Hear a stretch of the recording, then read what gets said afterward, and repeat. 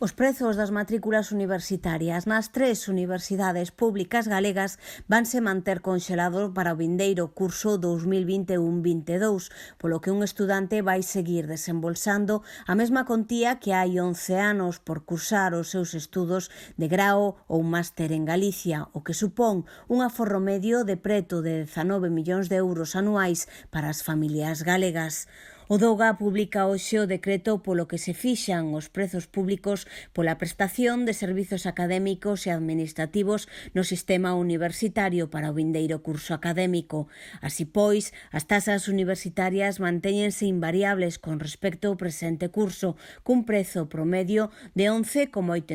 euros crédito para todas as primeiras matrículas de grao e de máster non habilitantes e habilitantes. Deste xeito, Galicia é a única comunidade autónoma no que un estudiante universitario vai seguir pagando pola súa matrícula exactamente o mesmo que hai 11 anos e sitúase de novo entre as comunidades autónomas coas tasas máis baratas do Estado para cursar estudos de grao e máster universitario.